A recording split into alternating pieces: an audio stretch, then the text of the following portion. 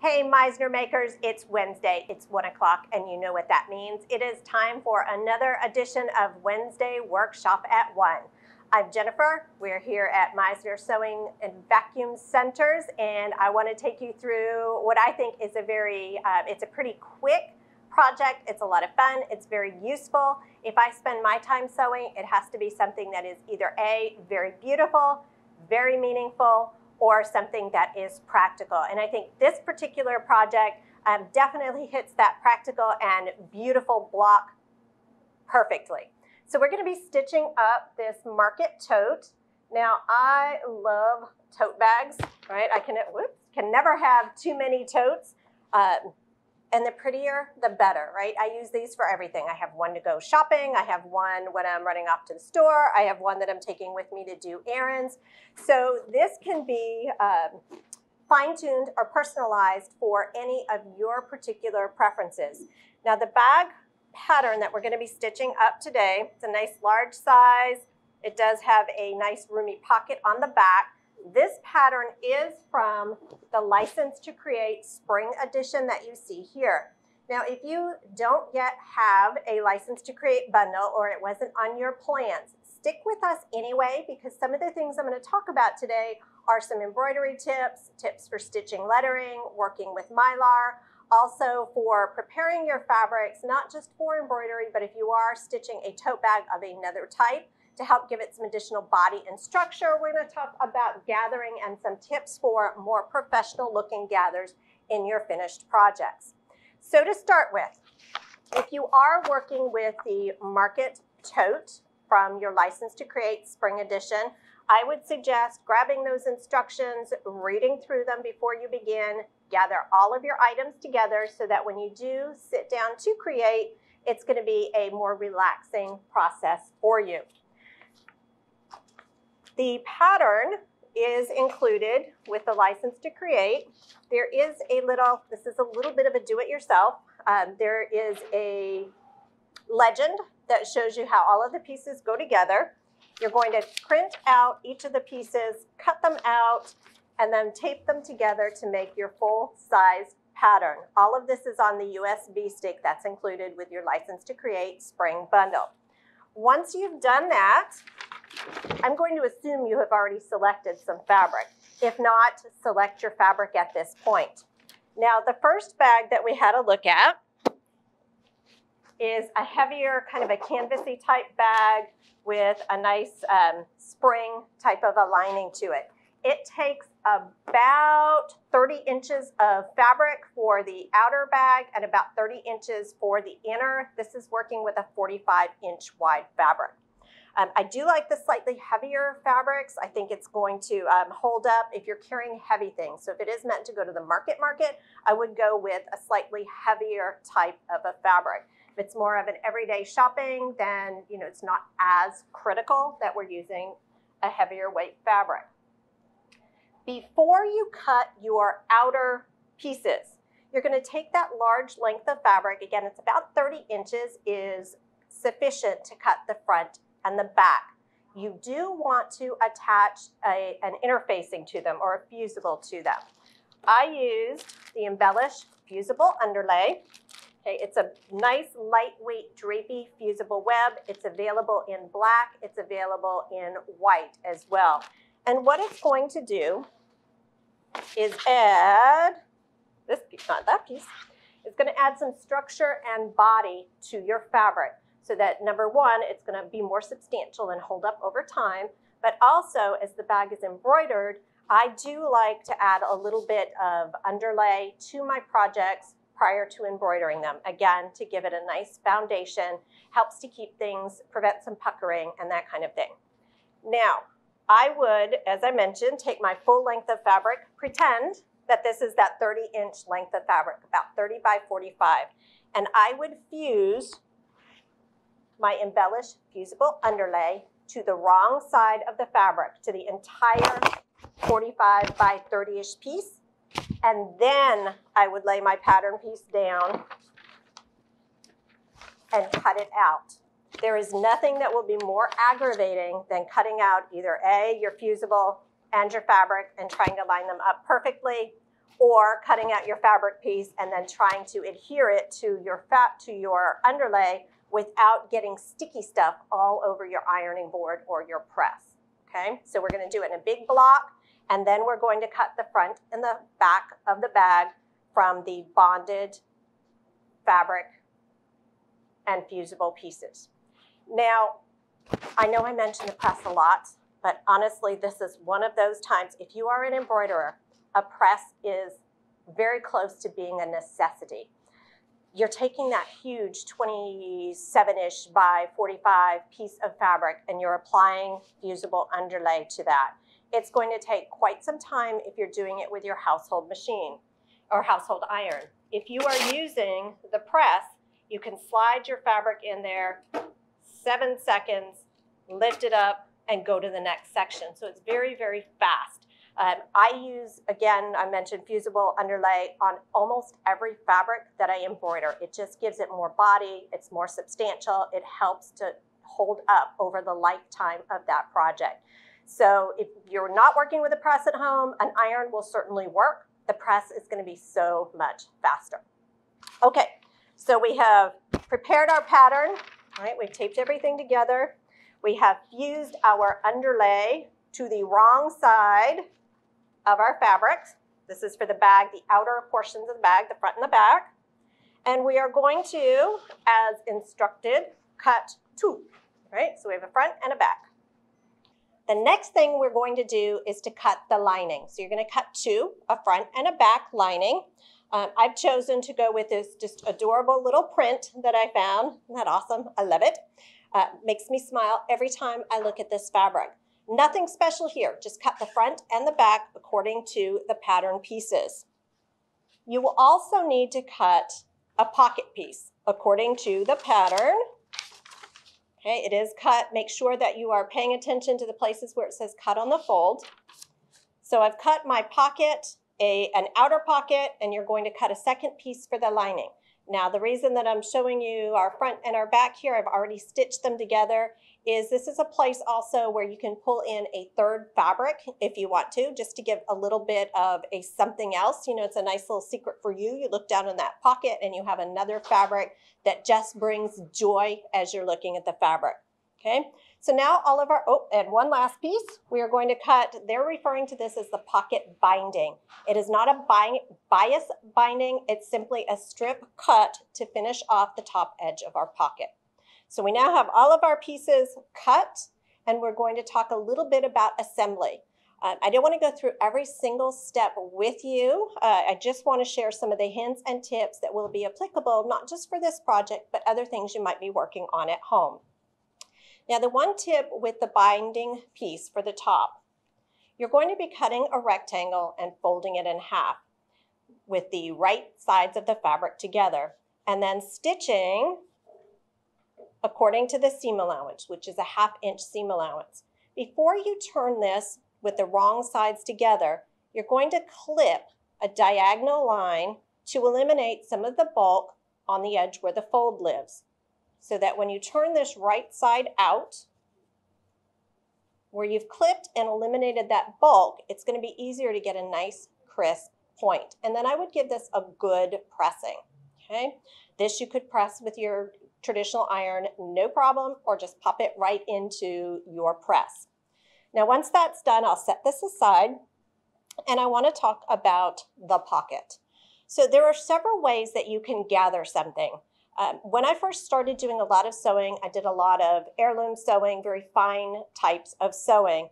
And the method for gathering that I prefer is the one that I want to talk about here.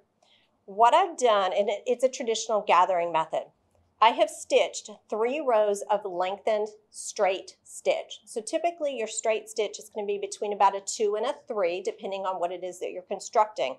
I'll bring this all the way up to about a 5.0 and then stitch my rows of stitching. Oftentimes in pattern instructions, you will see the direction to not stitch gathering rows deeper into your fabric than the seam allowance. So for example, this is going to have a 1/2 inch seam allowance. Standard instructions will tell you to make sure your gathering rows do not come down further than a 1/2 inch.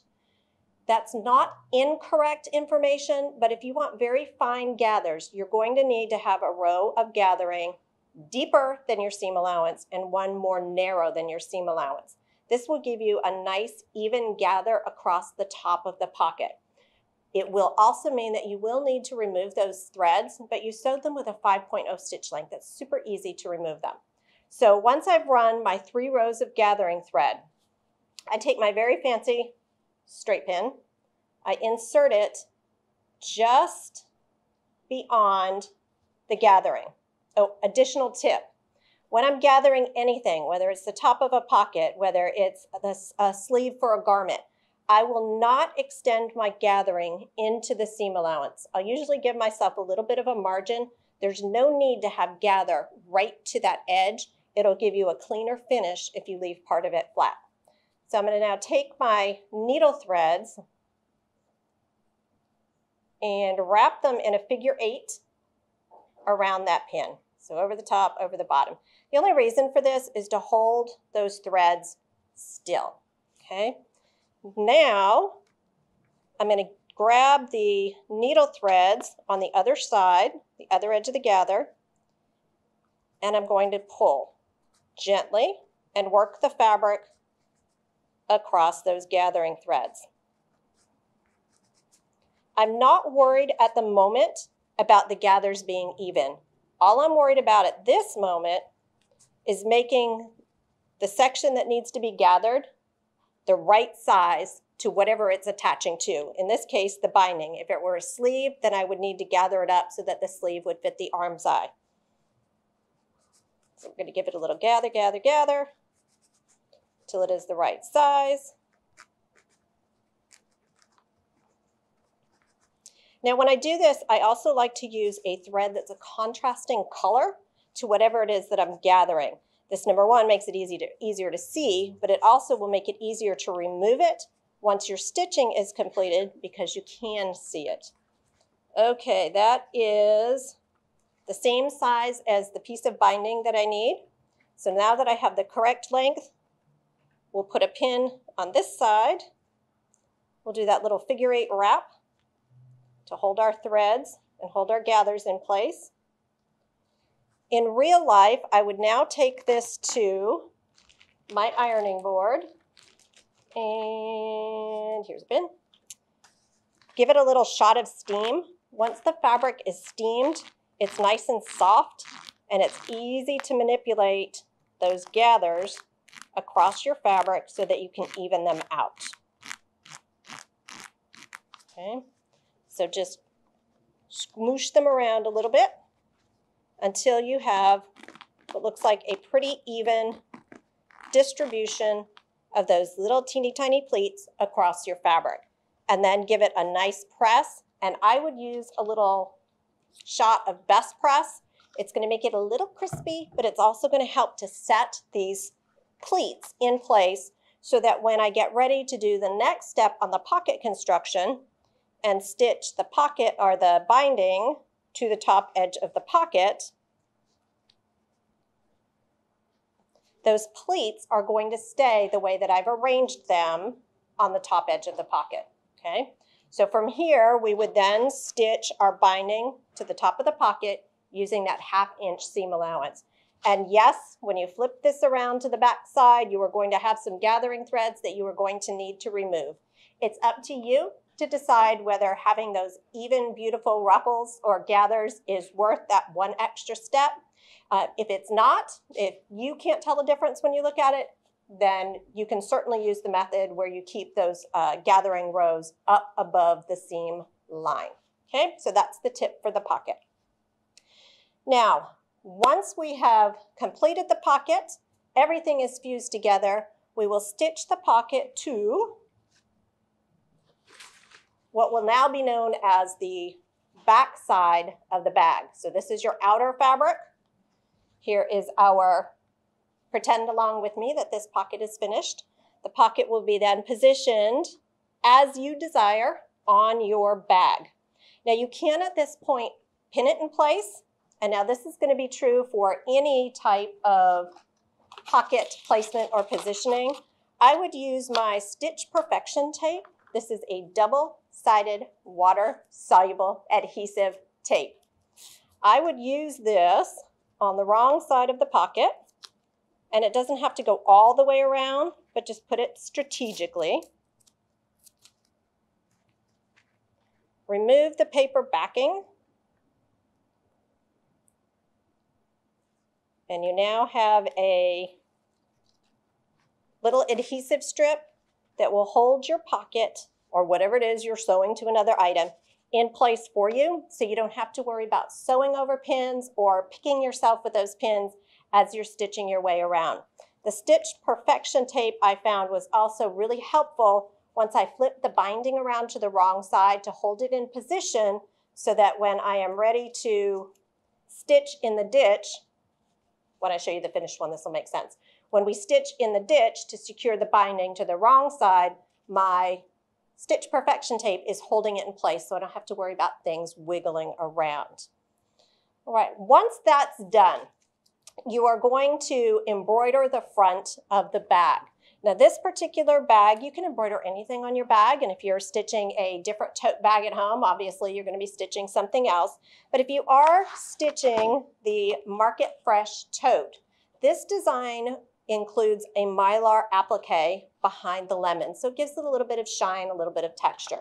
If you've not worked with embroidery mylar, it comes in a package that looks like so. It is all the same color. It takes on the color of whatever thread you're stitching over the top. Now, if you have embroidery software, you can create designs for mylar. There are some designs that are specifically created for mylar, and those are going to give you the best results. When you're working with mylar, you don't want heavy stitching over it. You don't want it to be overly perforated. You need enough openness that that shine will come through, but not so much openness that there are lots of gappy areas where something could catch on your mylar and tear your mylar. Okay, so we're going to get ready to applique this to the front of our bag. Now, to prepare this for embroidery, we do want to print out a template, and we are using our peel and stick paper here. I love this because regardless of the embroidery machine that I am working with, I do like to audition my embroidery on my project. Now, on a tote bag, it's not going to be such a big deal if your design is off just a little bit. If you are embroidering on a t-shirt and your design ends up in an awkward location, nothing is going to fix that for you. Okay, so that's where your printable design paper is going to come in handy. This has a real name. It is our sticky printable template. I'm sure that none of you ever forget the names of things at home. Okay, and we are going to use a pin here, grab one of my pins, to score the wrong side of the template paper to more easily remove it. And I don't believe that I explained why I took the scissors and trimmed away the template paper. The only part that I need is the part that has the design on it. The rest of it is just a big piece that I then somehow have to deal with when I'm auditioning my sticky template on my project. So I would lay out the side of the bag that I'm going to embroider, take my sticky template, position it about where I want it. Now, the first bag I did where it's centered, but as I'm looking at this today, I'm thinking I kind of would like it, sort of over here, right? Something a little bit more expected when it's in an asymmetrical setting. So we now have it, our design positioned where we want it. The one more step before we put this in the hoop is we do want to attach a layer of fusible, bold tearaway to the back side of the fabric that we're getting ready to embroider. Fusible tearaway is exactly what it says. It's a tearaway stabilizer, meaning I tear it away from my project to remove it, but it is fusible. So it's going to adhere to your project. It's going to help hold everything in place, keep it from shifting and wiggling around as you are trying to hoop your stabilizer and your fabric together. So I like this one a lot. I find it's very easy to remove. I also find that it benefits from, again, using your press to adhere it. I have never had my fusible stabilizers adhere as well as they do by using the press. So I'm a huge advocate of that. Okay, so we have this embroidered. We're going to go to the machine and we're going to stitch our design so that I can show you how the mylar process works.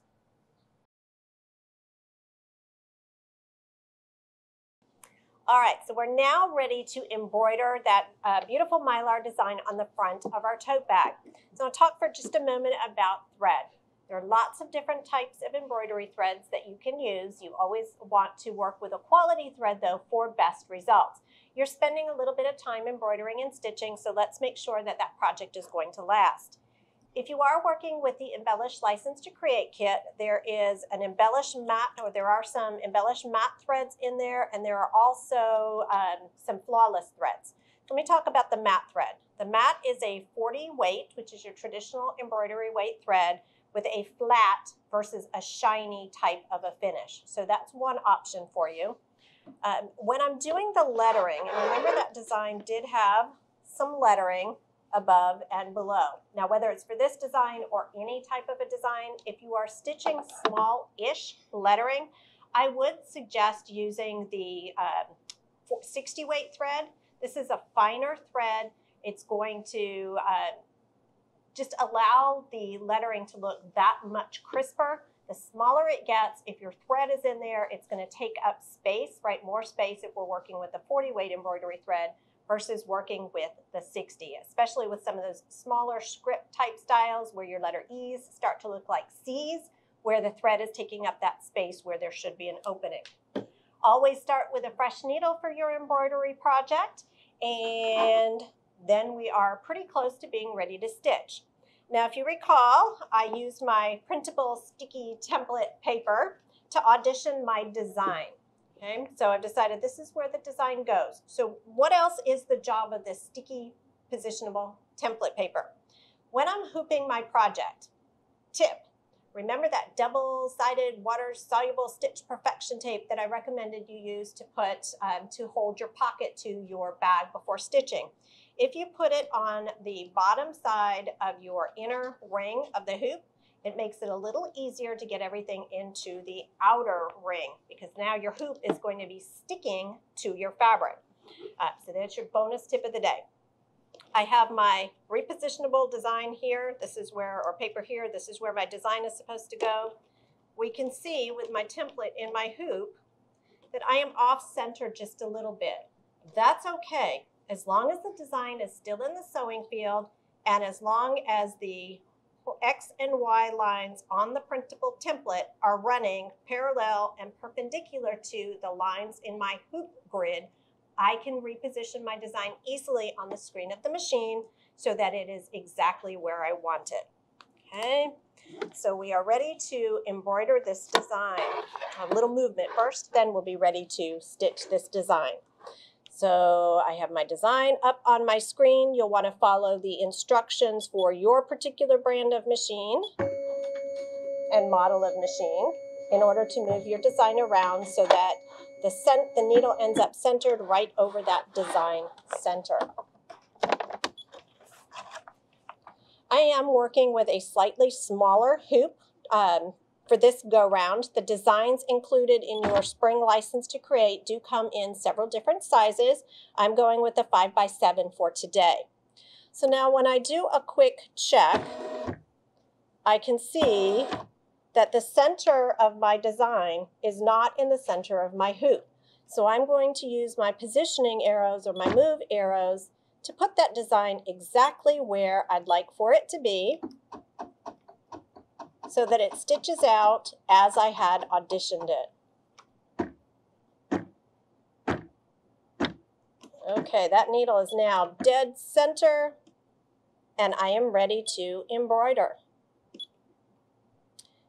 If you are stitching this particular design, then you can follow along using the instructions that came in your License to Create kit, and it will tell you what's going to happen for step 1, step 2, step 3, etc. Before you start embroidering, or remove your sticky template from your project. If you plan to stitch this again, you would have kept the backing to the reposition or to the sticky printable template paper, and you could place it right back on that paper and then use it over and over and over again. For this particular design, it just so happens that the first color or the first stitching is the placement line for our mylar. So we're going to go ahead and stitch that.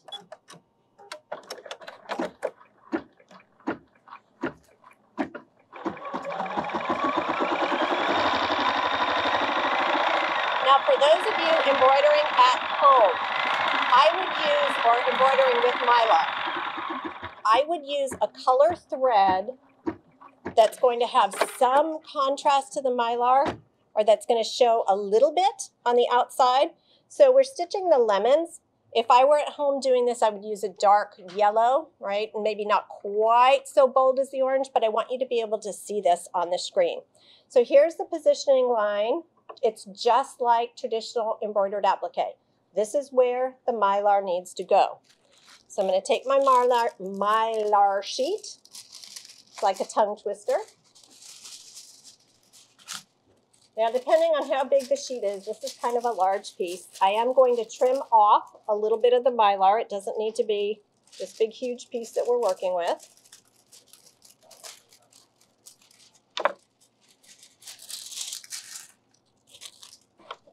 Use my pink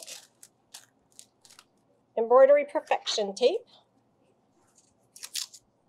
And I'm going to use the tape to hold the mylar in place.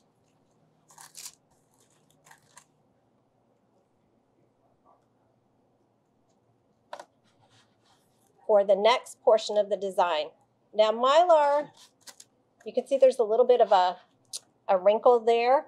I would put one more piece of tape just to help keep that nice and smooth. You want to avoid having your hands in the hoop when the machine is running. And that's what the tape does for you, is it holds everything in place so that your fingers don't need to be in the hoop.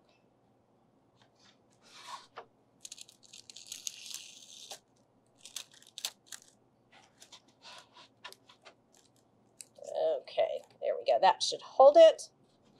And then we will start the machine. It's going to tack down my mylar.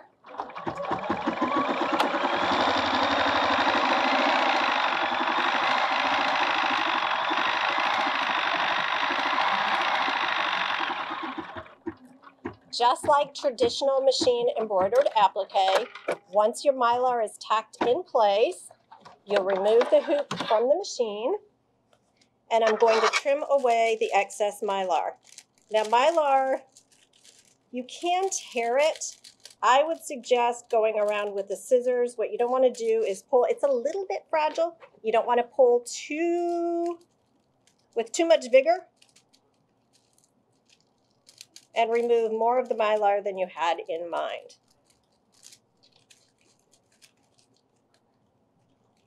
Your applique scissors are going to come in handy here. This particular design is a little small, so you may need to come back with some tiny scissors. Okay. Mylar is now trimmed. Your mylar doesn't need to be trimmed super, super close. You can weed any out if you've missed some. That's critical. But what I found is that a lot of designs that are created for mylar have plenty of margin for you. All right, we're going to stitch one more color just so that you can see how this looks after the mylar is stitched in place, and that sheen and how it picks up the color of the thread. So we'll just let this stitch.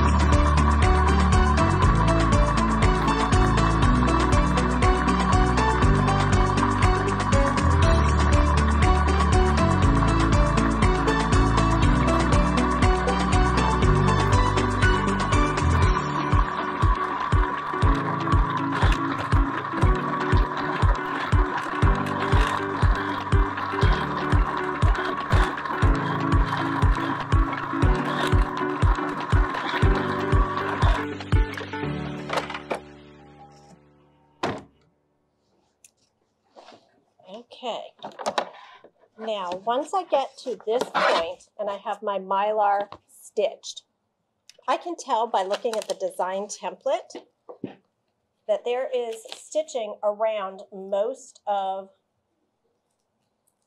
the oranges or the lemons, around the fruit. Any place that it looks like right here and potentially right here, there's not another color that's coming right up next to it, I would go ahead at this point and trim out that mylar just a tiny bit more. You can actually take tweezers and just pull it. You're not going to have to get in there really tightly with the scissors. The rest of it is going to be covered up by the leaves. Okay, so in order to complete the embroidery, you're simply going to position the hoop back on the machine, and you are going to continue stitching through the remaining colors until your design is complete.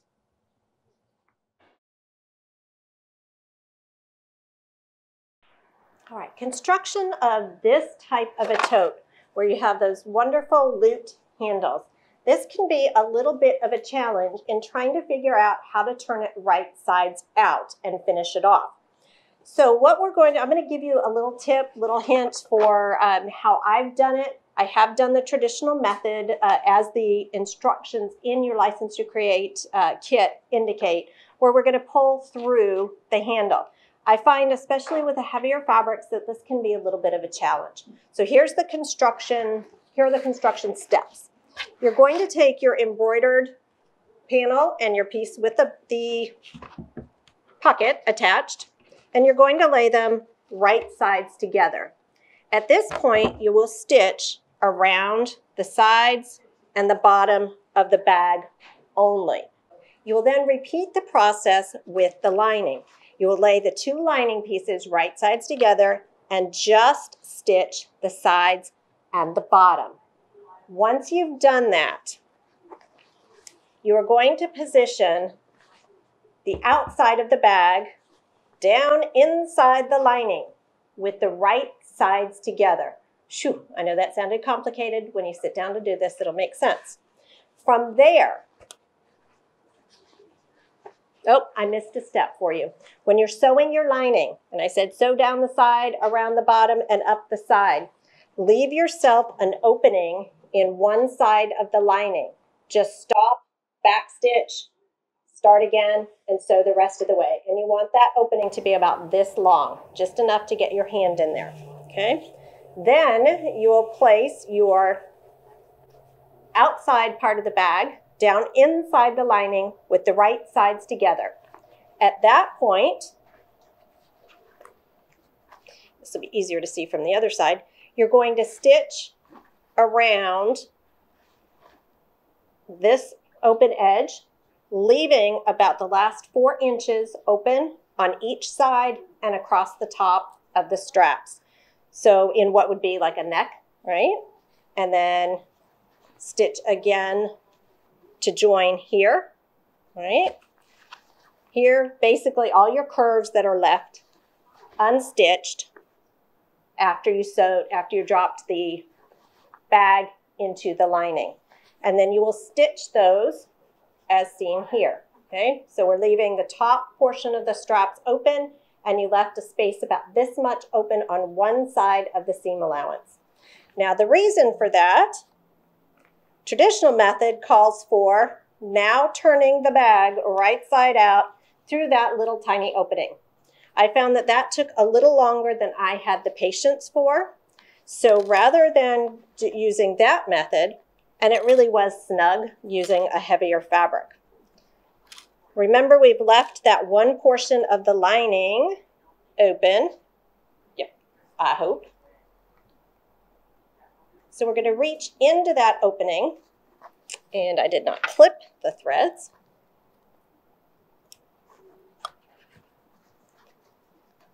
And I'm going to pull the bag right side out through this opening.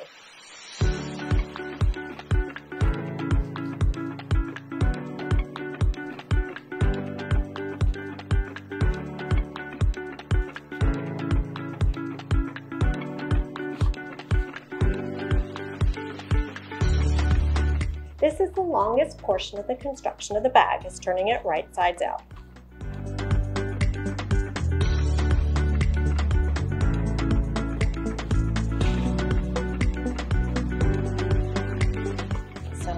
here we have straps. There they are.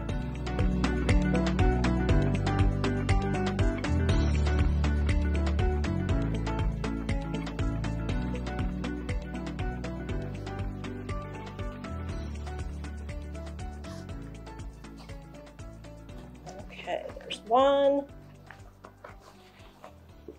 You can at this point push that lining into the inside of the bag. Just helps to see where you're looking for those remaining straps. Here they are. Oh, here's the second one. Because you have left that opening in the side seam, if it's helpful to reach in and push that strap up this way versus pulling this way, you now have access and it makes your life a little easier.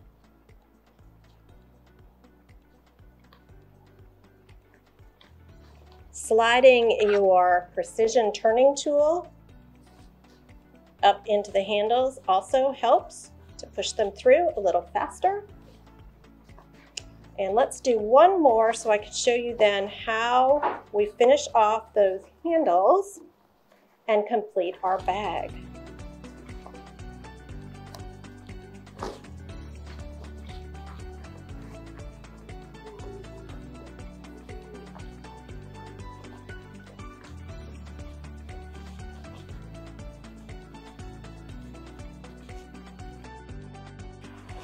Now, I should have mentioned that before you do all of this turning, it would be a good idea to clip your seam allowances along those curves so that everything lays nice and flat.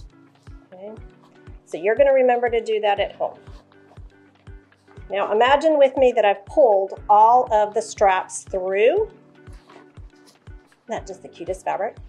I now have some openings that need to be completed. At home, you're going to have trimmed and pressed so that you have a nice crisp edge. Take the lining, this is that little strap, you're going to take the linings, put the linings right sides together, and I do find that pins are helpful for this. You're going to take the outside portion of the bag, put those edges right sides together.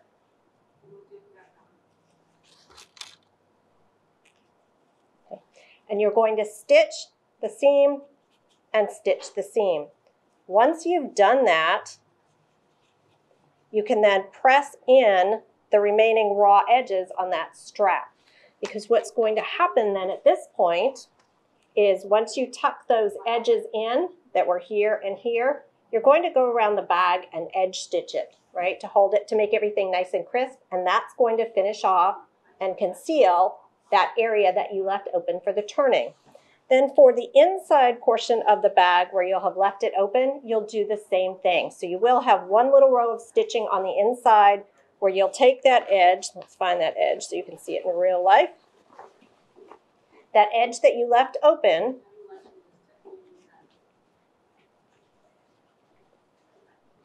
simply fold those two edges together and give it a little top stitch. Now, if that bothers you because there's a little top stitching there, you could always whip stitch it by hand. It is completely up to you.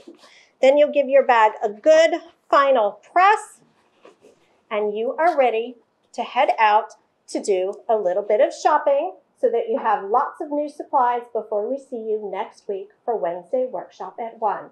And as always, if you have questions, comments, or suggestions, reach out to us at info@meissnersewing.com.